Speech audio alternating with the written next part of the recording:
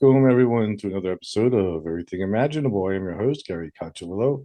And before we get started, I want to thank everybody for listening and also thank the contributors to this show, who are Candace Sanderson, author of The Reluctant Messenger, and Joseph Simkovit, author of How to Kiss the Universe. Ms. Aida, author, psychic, spellcaster, root worker, and witch. And you can find her at MsAida.com, MISSAIDA.com. And this episode is being sponsored by Ginger Glasser. And you can find her at tarotbyginger.com. She's a tarot reader, evidential medium, and healer. And you can find her at tarotbyginger.com. And now, without further ado, our guest for today is Kaedrich Olsen. And I saw him on Beyond Belief, and I sent him an email, and he said yes. So thanks for coming on. Hey, thanks for having me. It's going to be great to be here. I'm looking forward to our discussion. Yeah. So I was watching, obviously, like your background. You grew up in a haunted house, and it looked like you had a really open family that was open to all this metaphysical stuff. What was that like? I don't know. It's kind of hard to compare that Right? because Because that's all you know. in some ways it was pretty cool. It's like I get feedback from people that didn't have a life like that, that it's like, wow, Kaedrich, you're one of the most interesting people I know. At the same time, growing up that way through junior high, through high school, it sort of made me a bit of an outcast because I had a completely different point of view on how the world worked, and what made sense to me didn't make sense to the people around me. Plus, I had, empathy. I could feel the emotions. I was aware of all the people around me at a very subtle level, and I could feel, the teenage angst and the discord that goes on from there. And it just kind of made me withdraw and Mhm. pull away from everybody. So it was challenging and sometimes fascinating and interesting and enlightening at other times. It had its ups and downs. And from what I can compare, I think my ups and downs might have been a little different from other people's ups and downs, but all in all, good. How was that received in school? Like, were you like popular, or were you like, oh no, don't mess with that guy. He's like the devil worshiper. That's exactly it. I was the weirdo goth kid. I could hear the whispers and the people talking around me thinking I was some sort of a devil worshiper, which of course I wasn't. And, they just had a complete misperception of what it was. And it just made me roll my eyes. And I hate to say it, withdraw a bit more. I just wasn't going to fight Mhm. against the crowds. I'm not, to this day, I'm still not interested in changing people's minds. I like teaching, I like illuminating. But back then, even just like, that's what you think. That's what you think. I'll go find somebody that I can resonate with. No big Right. deal. Yeah, there was so much misunderstanding over these different spiritual paths back then. I think now it's much better. I think a lot more people are open. This is the feedback I get from my kids because, of course, my kids grew up just like in a very similar way that I did, very open to the spirituality. They were aware of spirits. When they moved out of the house, because they're now 21 and 23, when they moved out, they were like, how do we bring spirits with us? And they sort of, were able to manifest what they needed spiritually around them. But growing up through school was still challenging. They were still sort of the outcasts, sort of the weirdos, but they did find more people, especially grown-ups, Mhm. that were empathic with them.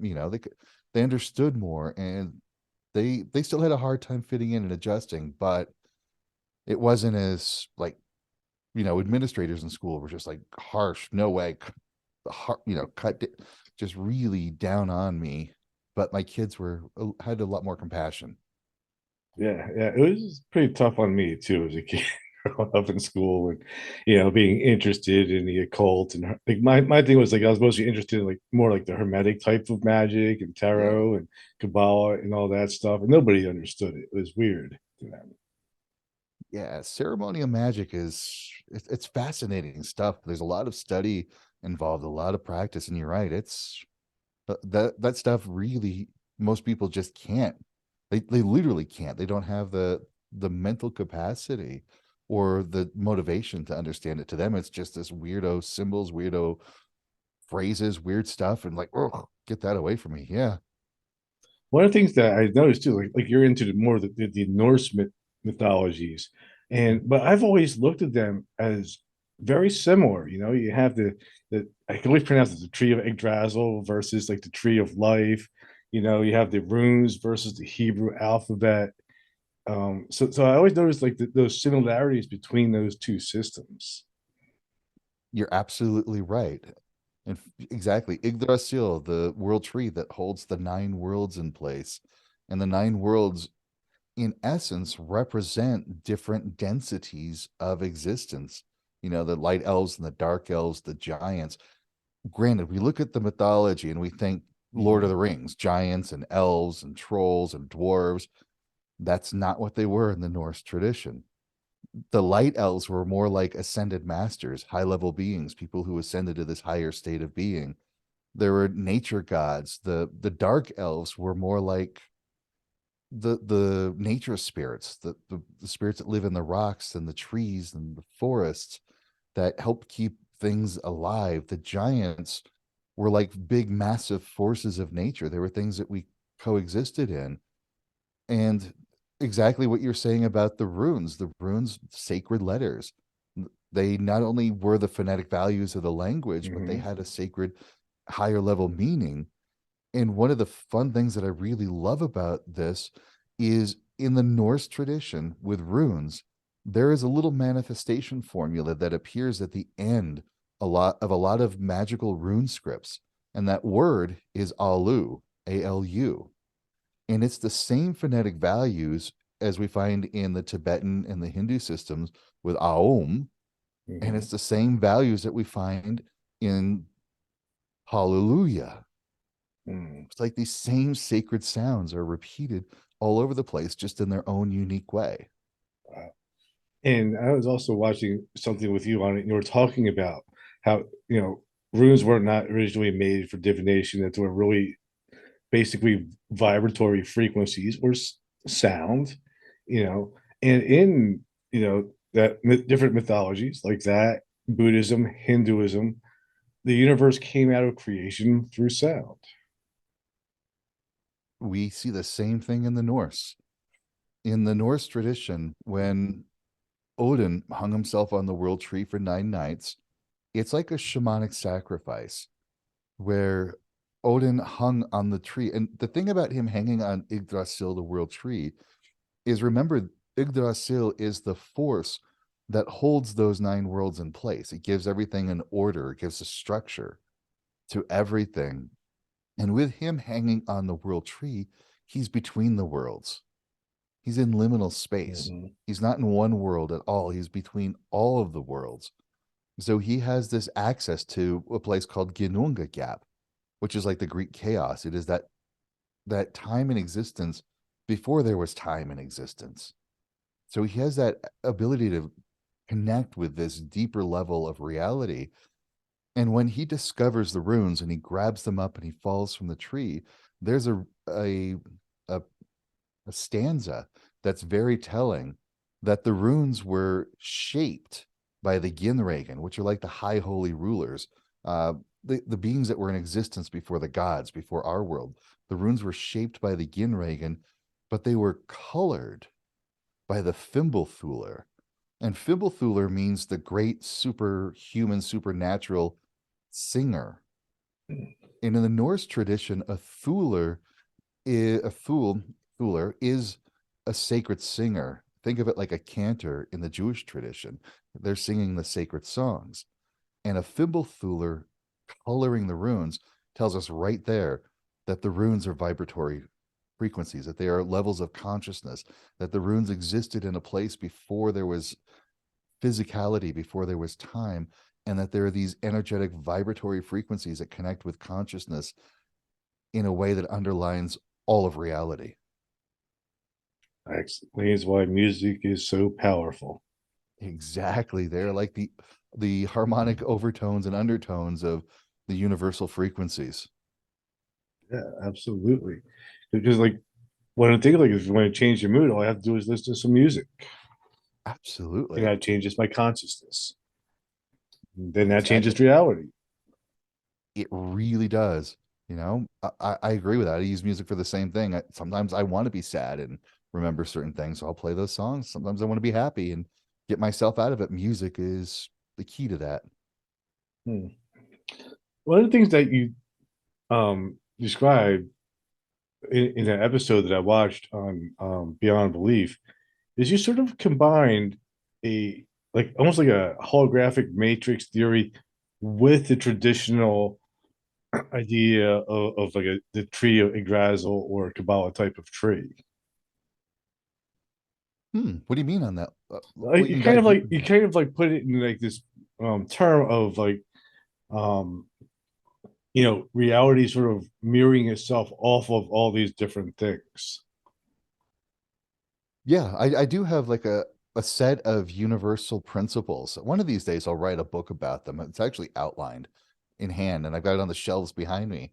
And one of those universal principles is that the universe is a reflection of itself in all ways. Mm-hmm. And that it's that holographic principle that if you look at how you are living, you understand about what's going on in your inner world. Look at how the world is shaped around you. You understand what you're projecting out there. And that goes onto the grand scheme of things, that we as a collective whole of humanity, how we are shaping the world is how we are working together and individually working and collectively working. Yeah, we're all interconnected at so many levels. Mm. And that's something that science is proving. Do you ever wonder how such ancient cultures from like the 3,000 years ago and before that had this knowledge? Yeah. There are sometimes I wonder about that. Like, where did some of this come from? And I've really resolved the more I look around where we are today and studying in ancient cultures and just looking at the proclivity of everything, definitely ancient cultures knew some things that we don't know. How did these guys move massive stones? How did they shape them and fit them so perfectly together like they were melted? We don't know how they did that. That's some of the stuff that escapes us. How do the Dogon people know about the Nomo from Sirius? Mm-hmm. How do they know these things? Well, there's a little hint to us, sort of a hint that comes from the Norse, and we see it reflected throughout a lot of Asian and European traditions, and even into the Middle East. In the Norse lore, it talks about Odin and the Aesir, the high gods, leaving from the very far, far east, and they went on a trek around the world. And in the Prose Edda, Odin is known by a bunch of names. There's like 100 names for Odin. And the explanation for that is because he travels all over the world teaching people the wisdom that he knows, and they call him by the name that they best understand him by. Mm-hmm. And so he's been traveling all over the world under these different names. Now, if we go back to that word Aesir, Aesir, it really just means the high gods. It's the Norse high gods. It's one of the words for gods. Old Norse and Old Norse language has probably 3 or 4 words for gods. But the root word of that, ice, AES, is the same root word that we find in the Vedic tradition for one of their types of gods. You see, the Norse have 2 different types of gods, the Aesir, the Vanir. The Vedic tradition has 2 kinds of gods, the Mm-hmm. Devas and the Asuras. And the Devas are, like the high holy ones. They're the the blessed rulers, so to speak. And the Asuras are the rebellious ones, the ones that kind of push back. And they were eventually cast out. And in the Vedic tradition, they say that these Asuras, guess what? Wandered all over the world teaching the wisdom that they had, bringing this kind of wisdom to people all over the place.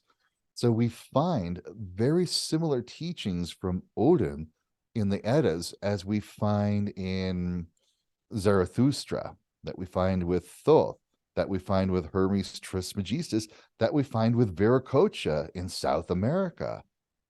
And so, why are these teachings, these very similar teachings, being spread all over the world and all of these traditions describing a very similar looking man? It just makes me go, was there some entity, was there some being that did bring these teachings throughout the world and just went from culture to culture, bringing them up. It's a question. I don't have an answer for that. But if we're putting those pieces together, maybe this is why some of these ancient cultures seem to have this higher level knowledge. It's because they had these beings that were teaching them. But even though they had those beings teaching them then, today we have these writings, we have these esoteric teachings. And I do say in the modern world, the age of the occult is over. The occult, the reason why these teachings became a cult is because really the church cracked down on it. Anybody who was practicing teaching these things, they were executed, they were killed for heresy. So they had to go hidden. And that's what a cult means, to be hidden. They had to go underground, they had to stay hidden. And we don't need to do that anymore. We have access to all of these esoteric teachings. You can read everything you want to about Hermeticism. You can read everything that you want to about the Eleusinian mysteries, everything that we can. You can get the Nag Hammadi scrolls, read about Gnostic Christianity. All of these old esoteric forbidden teachings are open and available to us today, as is access to these higher level beings. They're everywhere. We can tune into them. We can raise our frequencies up, and they do. I've talked to so many people, even myself, who have connected with these higher level beings, received downloads of these higher level teachings and bringing them into this world. So it's not necessarily that the ancient world had some different knowledge or had access to stuff. I think we got a little sidetracked through the Middle Ages and, Mhm. into the early 20th century, but now we're coming out of that and people are starting to have a new awakening. They're having a new level of connection, and we're starting to see more and more people tuning in and having high level gnosis. And I think we're coming back around into an age where we're bringing this high level teaching en masse, where before it was scattered and left to just a few people who could tune into it.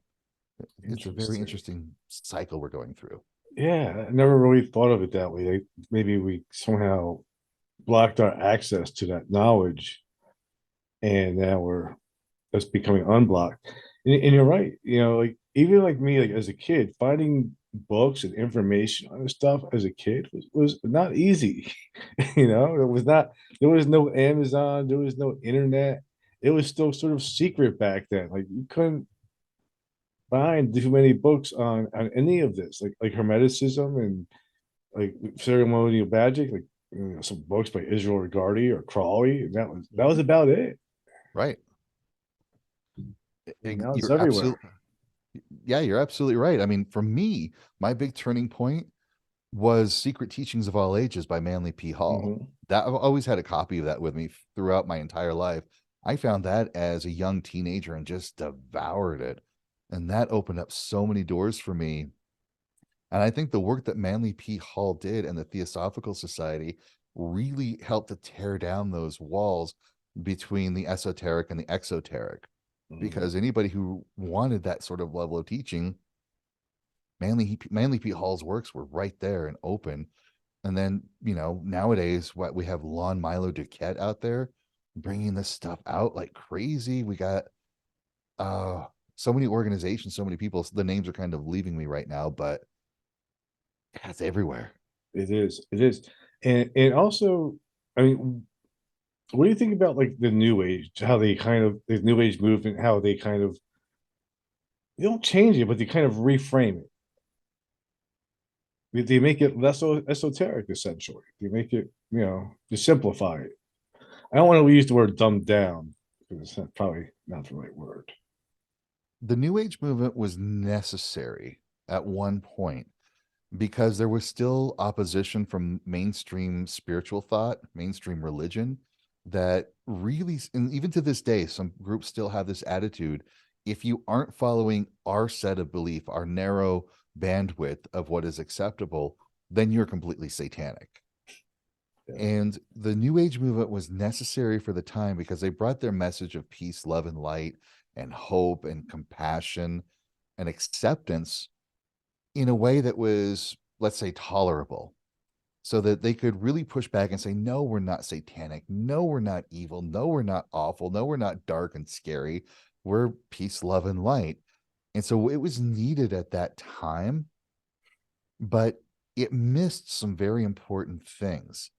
When we're just focusing on peace, love, and light, we aren't getting the full human experience. We still need our anger, we still need our jealousy, we still need our hurt feelings, because it's a part of our brain. Our limbic system, our amygdala are designed to have Mhm. these ranges of emotions. And if we push those emotions down, we push those feelings away, we push those thoughts to the side, going, no, I have to be peace, love, and light. Well, that introduces a weird form of pathology, because if you get a moment of anger, well, obviously I got angry, therefore I'm not a very spiritual person. I'm failing at my spiritual work.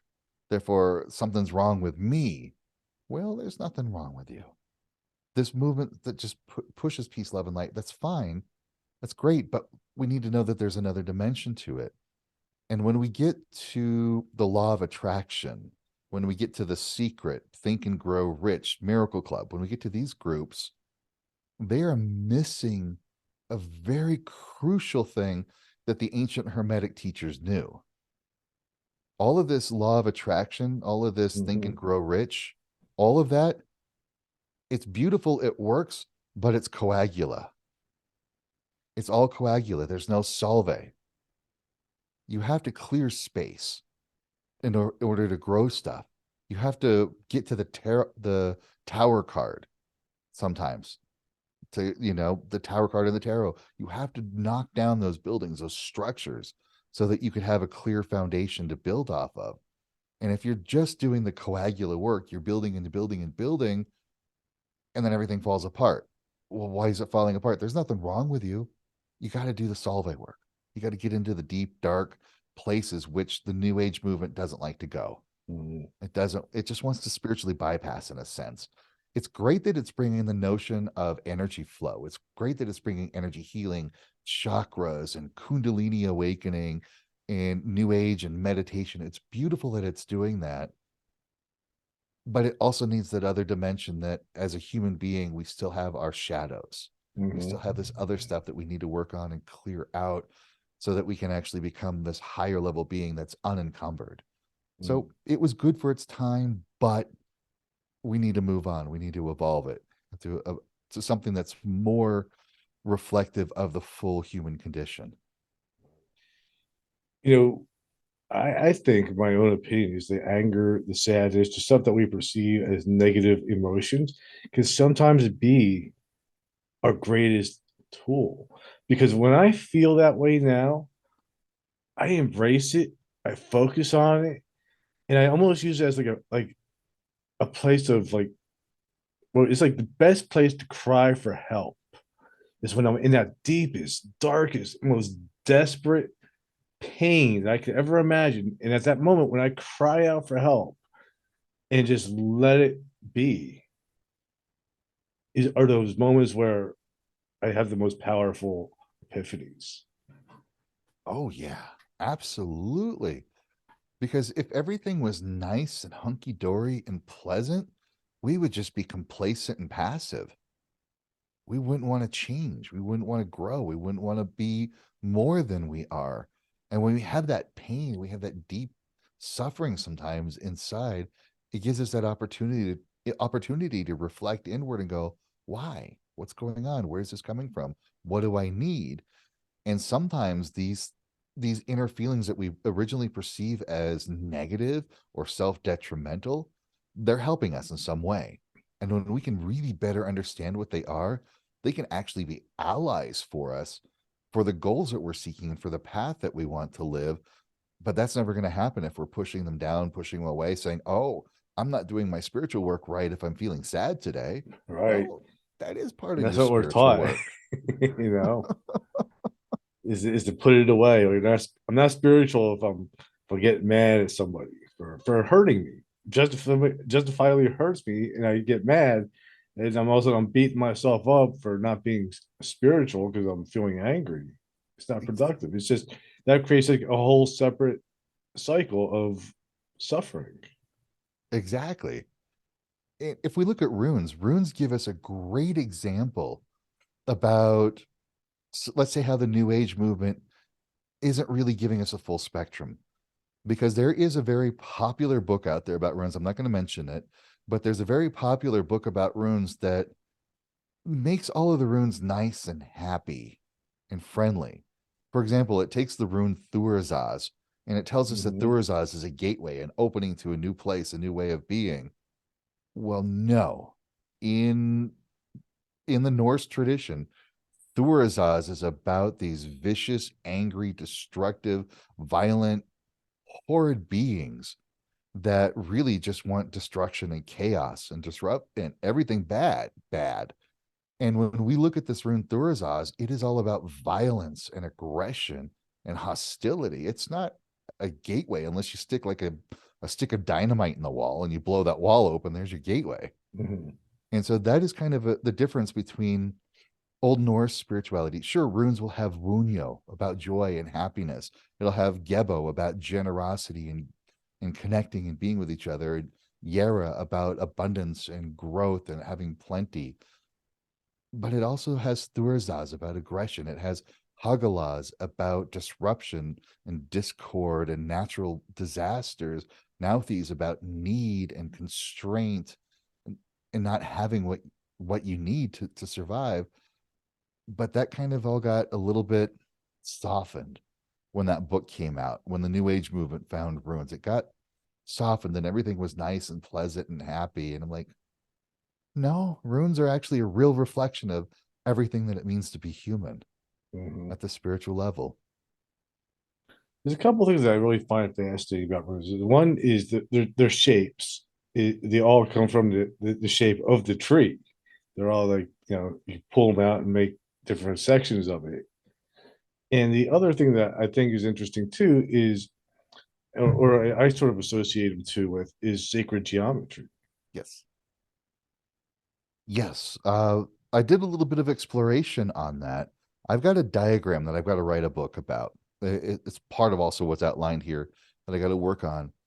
It's a six-pointed star diagram that has the shape of all of the runes in it from the Elder Futhark and the Younger Futhark. It has all of the shapes of the runes because all of the runes basically have 60 and 120-degree angles in all of the runes. Hmm. Those are the same angles we find on silicon dioxide, quartz, the same angles we find in water, ice.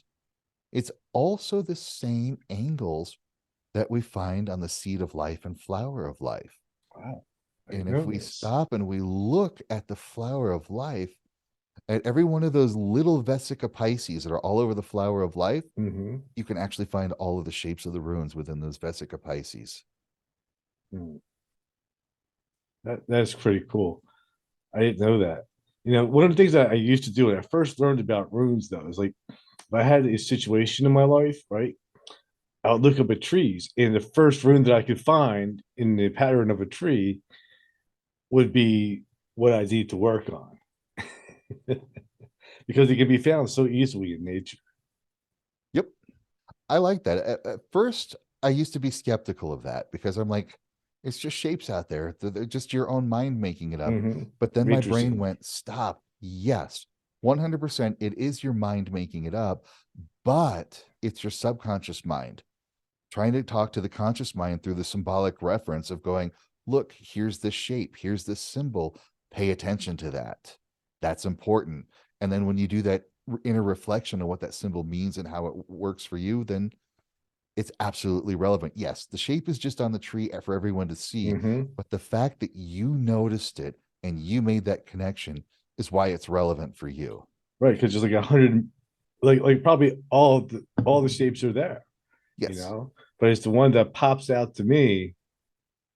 So because my mind is like noticed that's the one that I need. Somehow our minds recognize this sacred geometry. It's still a language for us to understand that's there for us. that's absolutely true. And that's why I'm teaching people how to develop their own symbolic dictionary by looking for those symbols Hmm. everywhere. And sometimes the symbol isn't just a rune, but No. maybe it's like whenever you're having a moment of turmoil and you're looking for an answer and there's like the color yellow there, something pops up that's yellow. And then you look at what that yellow thing is and you notice how that yellow makes you feel. And like, oh, that yellow is a symbol. Or numbers, right? Hmm. People see Yeah. 1111, 222, 333, 444 all over the place. Those numbers are there all the time, right? The clock is going to be Hmm. 222 twice a day, 7 days a week, 365 days a year. But that moment when you're wondering, when you're thinking, you're like, what do I do with this? What do I do with that? And then it's 333, and you notice, like, oh, it's 333. Beautiful. That's your subconscious mind. That's your guides, higher level beings poking you, going, psst, look at the clock right now, because that's a relevant moment to you. And this is important to pay attention to what you were thinking about, what you were feeling, and what you were contemplating, because that's the moment that you want to pay attention to. So they're right out there. Those people that are skeptics, yeah, it's always that way. It sure is. But it's your mind that gives that relevance to it. And that makes it so much more important. So, what are these higher level beings? Like, have they always been there? And why did they even care about us? That's a valid question. Yep, they're always there, always have been. They've always been around, at least in my experience. And when people talk about these, even to ancient cultures, Mhm. they were the genius and the daemons to the old Greeks and Romans. To the Norse, they were the Disir, the Alfar, the Dr. The Old Norse described them. They've always been around. They're always here. They're always waiting for us to communicate with them. Some are humans. Some are humans that have moved to a higher state of being. When I'm working with clients, I always call in guides so that, the session is for their best work.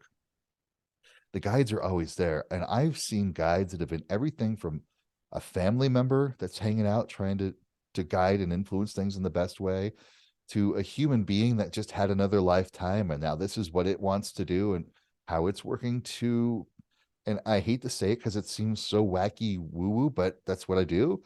That it seems like they're beings from other worlds or other dimensions. Sometimes they're entities that have never had a body.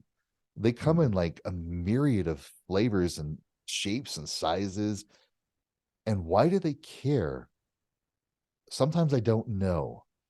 I wish I had a better answer, but sometimes it's like they've got nothing better to do than to care.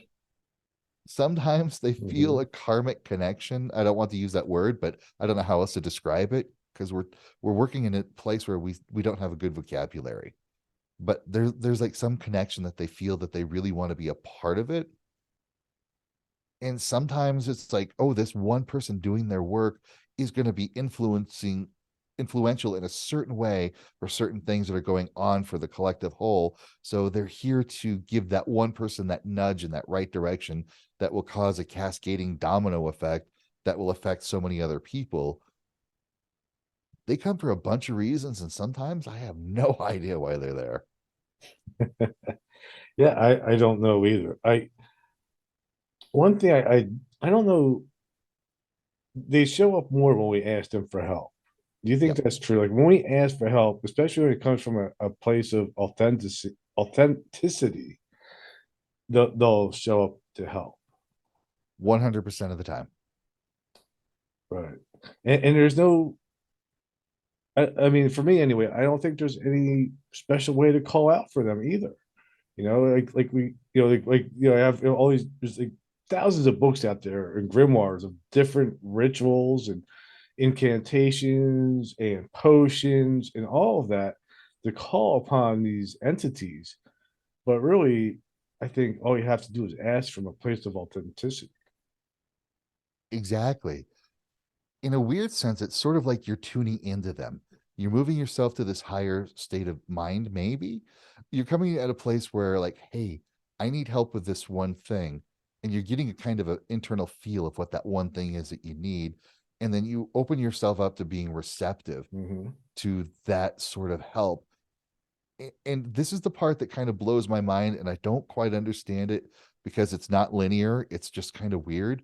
But the fact that you are opening up, tuning in, and making yourself receptive to that is only half of the equation. That guide is also tuning in and opening up and saying, hey, is there somebody out there who needs help in this sort of a way? Because this is something I'm unique at helping at. Is there somebody Mm-hmm. that is on this frequency? And it's like you form this bridge together, like you make these train tracks together. You're reaching out saying, hey, I need help with this, hey, is there anybody else that needs help with that? And then you connect. I mean, this is going to sound weird, but a personal experience of mine is where I'm living now. I've got a garage that I park in, and it's not in a perfect straight line. There's like some weird angles. You can't get in and out in a straight line. You just can't pull in straight. You can't pull up. You just can't. You have to maneuver a little bit. And so every time I get into the car where I'm going into the garage or I'm coming out of the garage, I reach out and say, hey, is there a guide that can help move me through this one? And I swear there's like these little nudges like, okay, stop, turn your wheel this way, go a little bit, turn your wheel that way, and go. And if I just stop and I listen, it's like I can feel that there's somebody there that has an outside perspective saying, okay, move your car this way, now move it that way. And it just works out like magically every time. It's kind of weird, but there's It somebody is there that wants to help cool. me get in and out of the garage. I need a driving genie.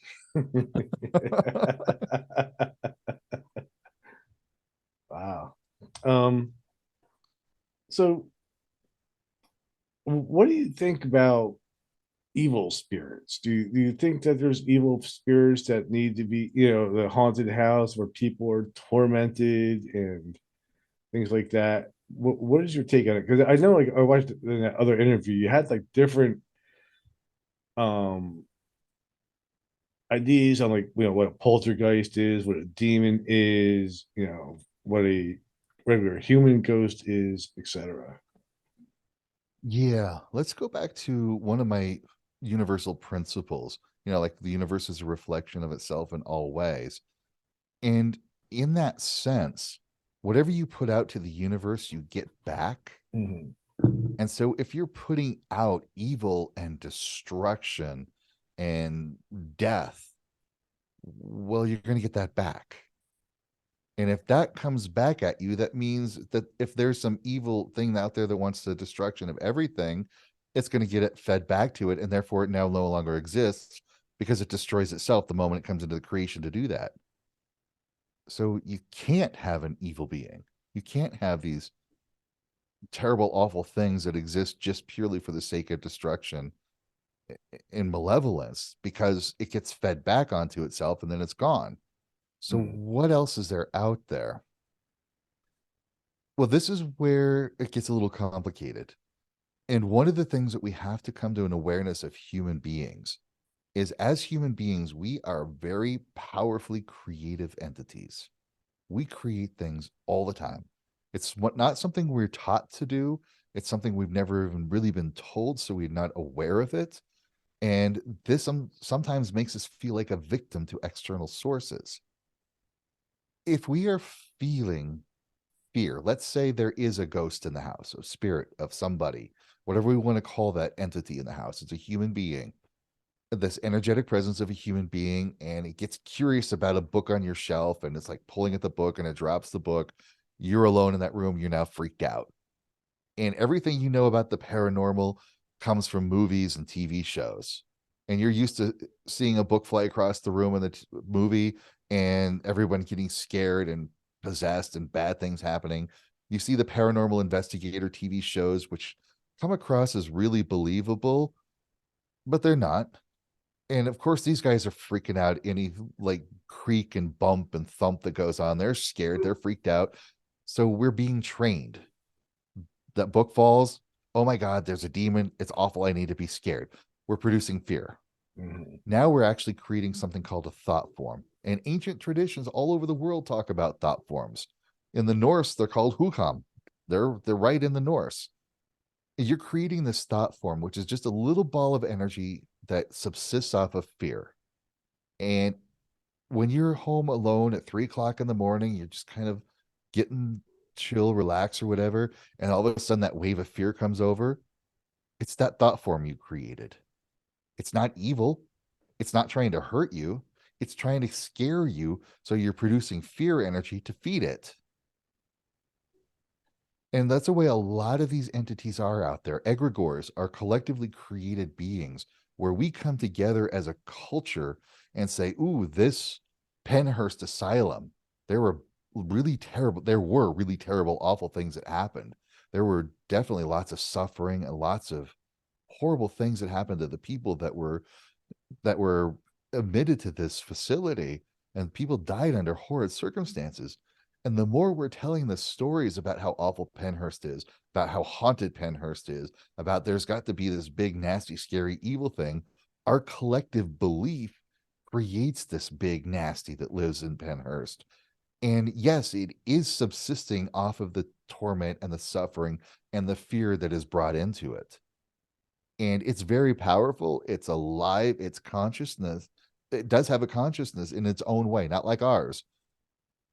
And it's there. It's not quite a sovereign entity like a human being is or an ascended master, but it's there. And if you go messing with it, it's going to bite back in a very bad way. In much the same way, you don't want to go out hiking in the woods and you see a sleeping bear and you're going to poke the bear. Well, that's just dumb. Okay. Right. So you're not going to go into Penhurst and poke the bear. It's just dumb. But if you can respectfully coexist with it, you realize that it's a functioning entity in the landscape of the paranormal, just like a bear is a functioning entity in the landscape of the wilderness. You don't mess with it because it will bite you back, but you can respect it. You can coexist with it. You can observe it. You can study it. You can be there with it and not have a problem. And the way I refer to evil and think about evil and these evil entities, there was a brilliant line in Doctor Who. I know it's science fiction, but Doctor Who said this really beautiful line about evil. He said, evil really is just a matter of which side of the fork you're on. So even if we go to the landscape of the wilderness world, if a fox kills a rabbit, to the babies of that rabbit, that fox is an evil entity. But the fox brings that dead rabbit home to its babies, and those fox babies consider that fox to be an angel. It's just our interpretation of what we're putting onto our experience and how we're propagating some of these negative stories and these negative things out there. Yes, demons are real because we created them. And yes, they're validating certain religious aspects because they're there. But when you realize it's the human consciousness creating this and building this reality to fit its expectations, then you understand how powerfully creative we are as human beings. And when we understand that, we can reshape this energetic landscape that we're all forming together. And these entities will either have to get a new job or they will just kind of starve out of existence because we're not feeding them with our fear anymore and our belief. Kind of like that hermetic principle of polarity. Yes. You're not going to have love and hate are two ends of the same stick. And here's the thing I like to think about that polarity principle is, okay, we're going to have the pendulum that swings back and forth across a singular fulcrum. And let's say that this is between fear and joy, between scarcity and abundance, right? That's where it's swinging. But nothing says that that fulcrum has to remain fixed. Let's say we have this spectrum that we're balancing between, but now we're shifting the fulcrum to the more of the positive end. And now we can redefine what the spectrum of polarity exists. It doesn't have to be good and bad. It could be great and pretty decent. Okay. We could shift that fulcrum with our own will. I never thought of it that way. That's a good one. I like it. and the other thing, like with these spirits that we're creating with our collective consciousness too, I mean, we can also use that to our benefit. And a lot of magicians do. You will create an entity to go out and do certain tasks and then put it to bed or whatever, or keep it around. You were absolutely right. Just like every demon is a created type egregore, every angel can be a created egregore that's helping. And of course, if we go to the biblical angel, they tend to be, the Bible tends to like read angels as genocidal maniacs. They're horrid. But today's world, right? That's not what angels are in today's world. And these egregores that we create for angels are much better to work with. We can work with them on a level. I do believe that most of the deities in pagan traditions are egregores of some form or another. Plus, we can create servitors and tulpas. We can create all of these sort of entities that are out there for our own benefit and for their benefit. That's one of the things about working with egregores, be it angels or ascended masters or whatever they are, is you're both getting a benefit. You can work with tulpas, it benefits both.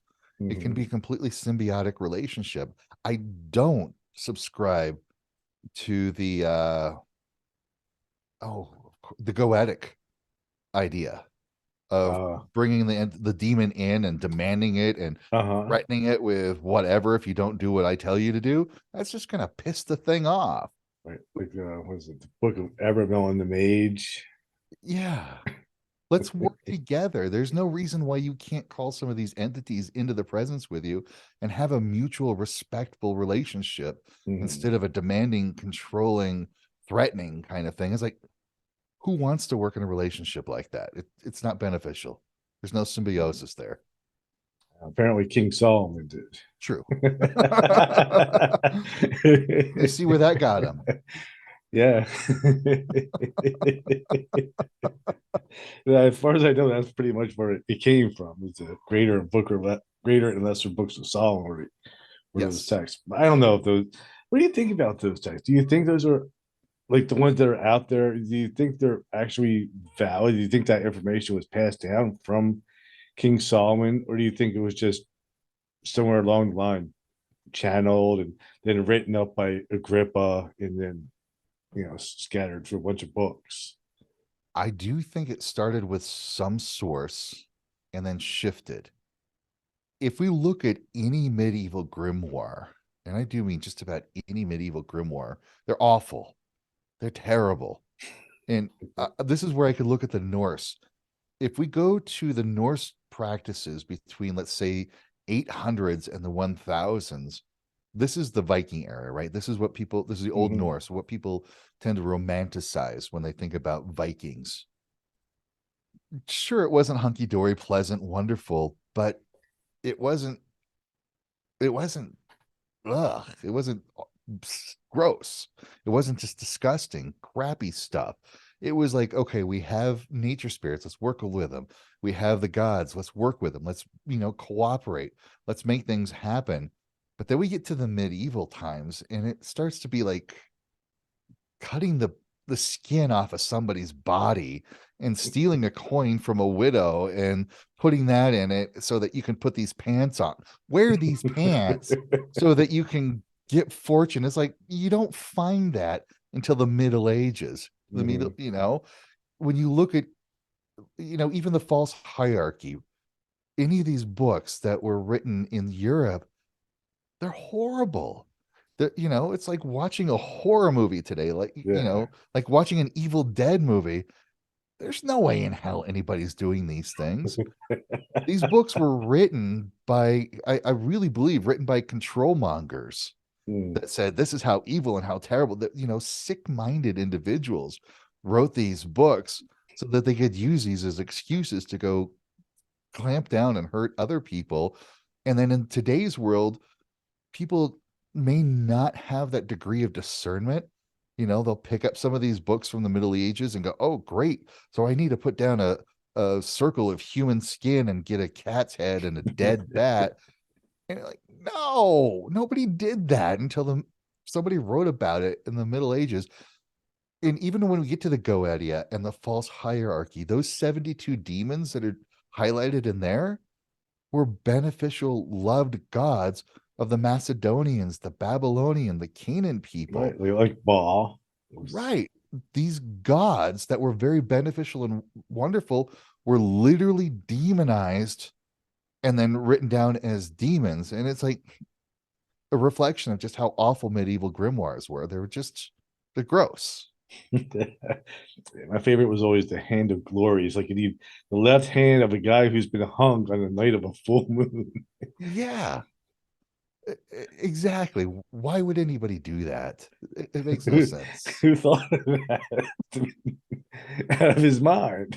And of course, this is what people think the occult is. Yeah. And this is, what the propaganda about the occult was, is people doing these sick, horrible, torturous things, when it's like, here's why none of this works. And here's the way I've come to understand it. If we go back to the concept of frequency, Hmm. and when we look at frequency and even sound, we have constructive and destructive interference. Constructive interference is when you have tones, sounds that are in phase with each other. And when they're in phase, they make the sound louder. The peaks and the valleys compound on each other, and they increase the energy. They strengthen the energy of that sound. So they sound louder. Deconstructive interference is when they're like 90 degrees out of phase, and they're where you have a peak, you have a valley, and it neutralizes that energy. It brings that energy to zero. So let's say you're trying to do, not you, but the general spec. Somebody's trying to do a magic spell, and they want to increase their prosperity with this magic spell. They're creating the frequency of abundance and prosperity. But in order to do that, they're going to do what? A human sacrifice? They're going to bring somebody into this that is screaming and yelling and terrified. They don't want anything beneficial for this magus putting out this ritual. That's pure deconstructive interference to the energy that this guy is producing. So bringing somebody in to hurt them, to torment them, to torture them never works. You're Right. bringing deconstructive interference to the patterns you're creating. If we're all in a frequency level, you want everybody to be on a mutual level, on an agreement level, sharing in this experience and growing from it together. And that will raise that energy up in a collaborative way, and it will boost the efficacy of the work so much, like tenfold, 100-fold, by having everybody working together and cooperating and wanting to do this work together. Right. Because there's no disharmony. Exactly. Exactly. And that's where the occult just got all this bad word and bad vibe. And now you got people that just can't discern that, or unfortunately, maybe they're mentally ill, thinking that Hmm. this is the way things are. And then we get the conspiracy theories that spin out of control. It's just like, no, nobody's going to be hurting somebody to try to make magic happen. It just can't work. Yeah, it doesn't happen. It's just Right. those crazy old books that that were circulated as disinformation, just like we have disinformation now. Exactly. Exactly what it was. And so they could burn people, I guess, at the Mm-hmm. stake. Burn people and scare the masses back into the pews and filling the coffers. Yep, Absolutely. it's horrible. I think like one of the things that we're experiencing now too is some of that. I think some of the tension that we feel now, some of the division, in our culture is because of that. Because you have like one group of people are saying, okay, you know what? I'm going to start looking at all these different ancient traditions. I want to start looking at things like quantum physics. I want to start researching frequencies and cymatics and all these things and figure out how I can apply these things to my life to elevate my own consciousness. And then you have these other people over here, like the church guy, the preacher, who's like, this isn't good for business. So I have to create a monster, a fake villain to get people to come back to me. Exactly. In fact, we don't have to look much further than the past 100 years to see this happening. In the 1800s, the Ouija board rose into popularity. People were using it all over the place. You could go Mm-hmm. to like a venue, like a tea house or a bar, and use Ouija boards and table tipping. It was a popular thing, and people were connecting with loved ones with higher level spirits. There were Ouija clubs and seance clubs. People were doing it all over the place. And of course, the church didn't approve, didn't think it was there. But do you know when the Ouija board became associated with demonic entities and evil things? I guess with the Warrens. Even just a little bit before that, when The Exorcist came out. Mm. The Exorcist is the first time somebody used the Ouija board, and then the girl got possessed and everything went to hell. because of the Ouija board. Now, today, people think the Ouija board is a portal to hell opening for demons, when prior to The Exorcist, it was this innocent toy for connecting with spirits and being there. But you're right, the Warrens. I'm sorry, I have to do my soapbox on the Warrens. The Okay. Warrens were self-professed demonologists. And if you're a hammer, every problem looks like a nail. So to the Warrens, maybe it was grandma hanging out in the house. Maybe it was grandma saying, "Ooh, cool, let's do this and do that." But to the Warrens, nope, it's a demon. We need to call in the exorcist and send them to hell. And it's like, God damn it. Not everything is a demon. Most things aren't bad. And then their notoriety shot through the roof because of their work and these movies that are out now. And it's like the people who are behind some of these movies, the real stories behind the Mhm. movies, are just like, no, it wasn't as bad as what these movies are showing. And things didn't get bad until the Warrens showed up and made things bad because Right. they insisted it was a demon here. And it was like, no, it doesn't have to be like that. I've never, I've been on quite a few paranormal investigations. I've never encountered a demon. Right. You know, I've done some magical workings, never had anything bad happen. I've been reading tarot since I was 12. Nothing bad happened. Well, this comes back to I have 9 rules of interacting with the paranormal. The big one is similarities attract and perpetuate. Whatever your state of mind is what you're going to draw to you. This is where you can go onto TikTok and you see these kids playing around with a Ouija board and they have a bad experience. Why are they having a bad experience? Because they watched other people on TikTok having a bad experience who watched movies like The Exorcist, and they don't have any training, they don't have any background when doing this work. They just see a scary paranormal show, scary paranormal TikTok. They're scared to death themselves. They're going to get out the Ouija board and they're going to have a bad time.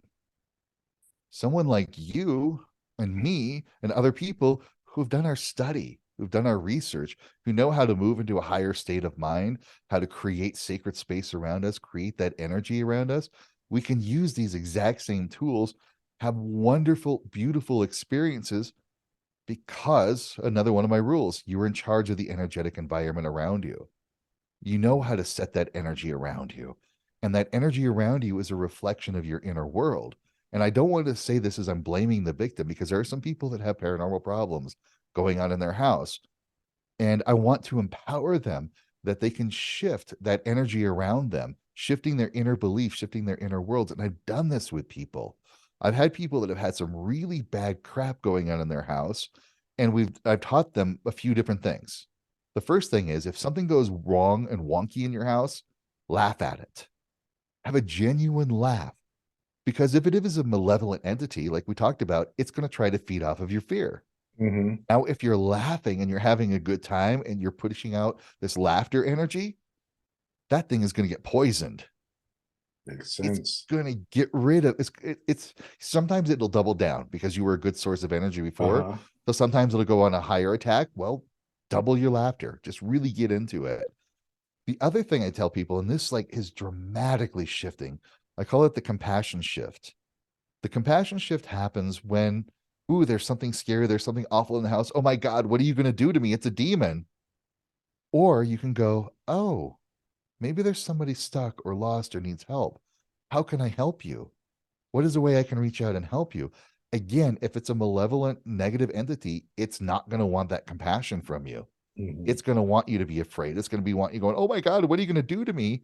But if you reach out and you're like, hey, can I help you? Now, if it's something in the house that you're misinterpreting, like it's grandma or it's a little kid playing or curious nature spirit, and you get rid of that fear, oh my God, what are you going to do to me? And you go to, oh, how can I help you? You're going to open this doorway to build a connection, to build a rapport, and it's Mhm. going to shift your interpretation of what the paranormal is, which leads into my favorite rule of working with the paranormal. The more you interact with the paranormal, the safer it gets, because you start to Yeah. dispel all of those paranormal investigator shows. You dispel all of those movies through your own personal experience. You get to see that that thing in your house is just a house spirit, just tinkering and playing with stuff. It's not something there to hurt you or scare you. It's just curious little playful bugger. And then when you see that and you can have fun with that, wow, all of the bad stuff like instantly stops and Hmm. it never comes back because you were the one creating it. And Right. when you see that, and you can have this great reaction. It's like, whoa, this paranormal stuff is wonderful. It's beautiful. Mm. Like my experience has been, I, uh, I think the spirits sometimes enjoy. They're like, "Oh my God, you recognize I'm here. I've been here like forever. Nobody's even noticed me. Now you noticed me."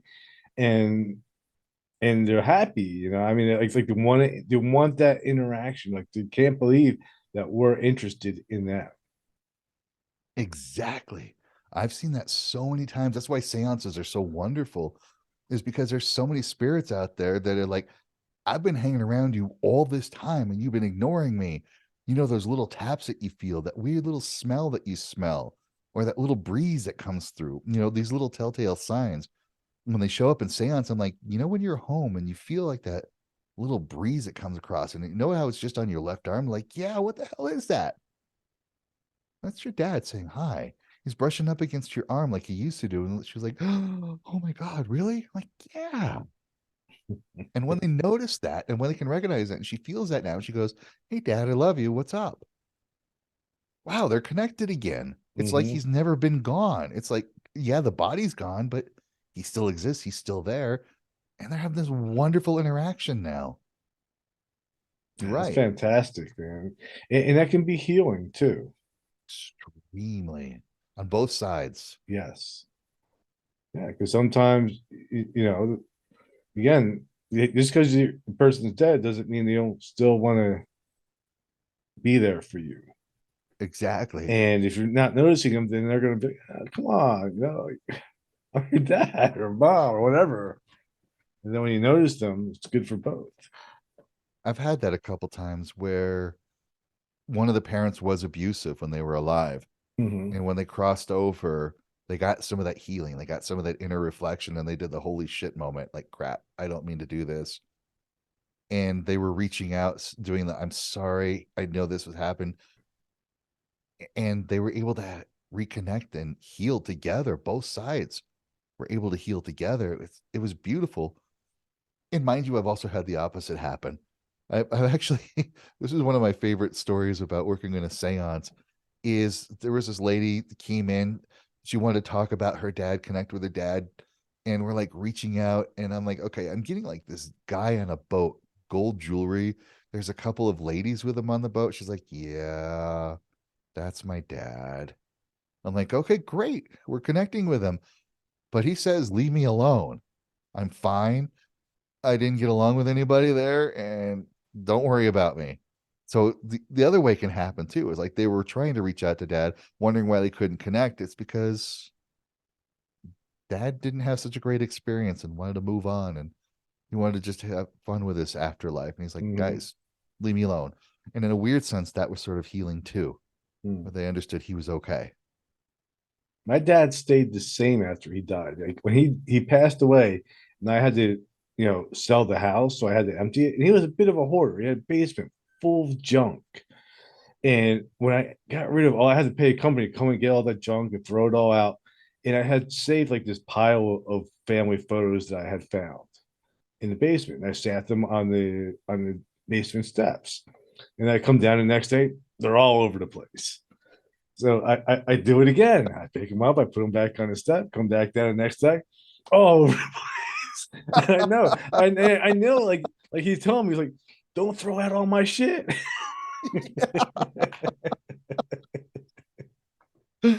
Yep, I love that kind of stuff. That's awesome. Yeah, sometimes they don't change for a while, and that's okay too.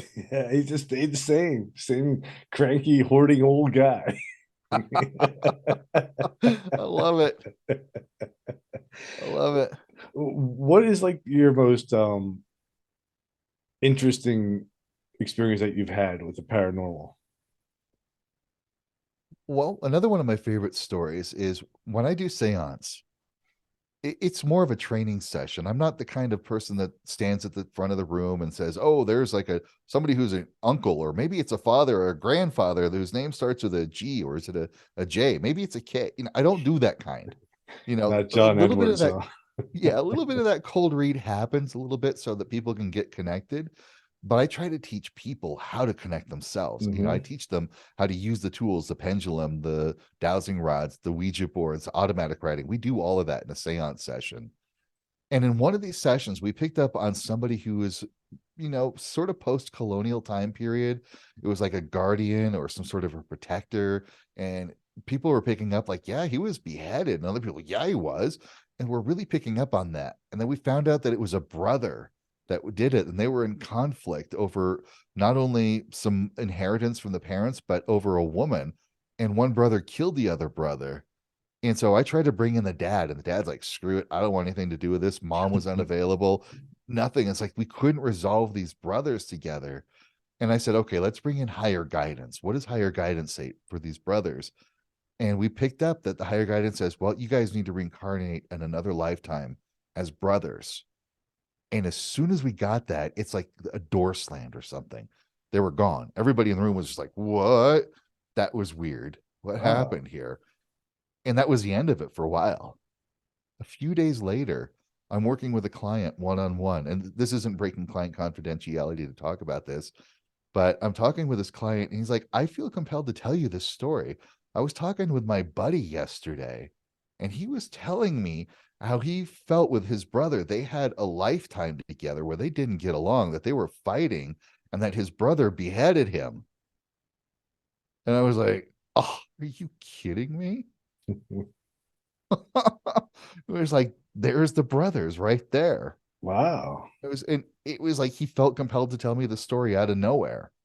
Interesting. It was just like, oh, that's kind of like a validation, like an external validation to the story.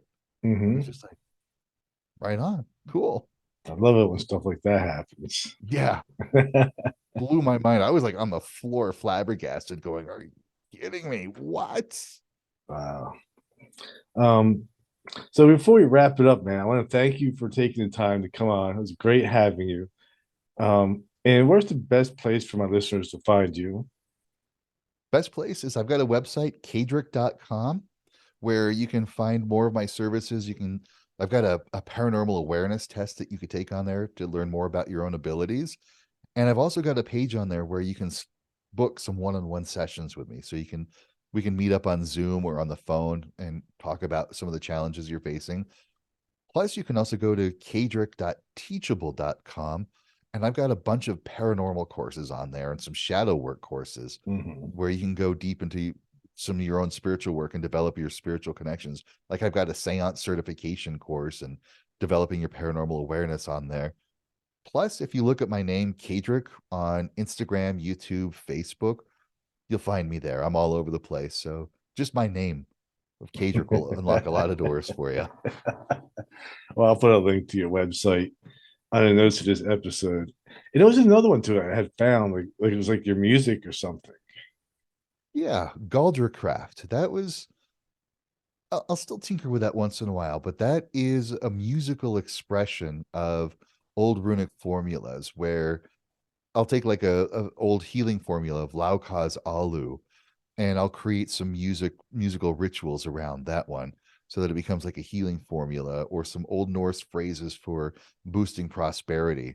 Hmm. So that's some rune based music called Galder that it's really kind of like ritual. And there's some meditations. I do have some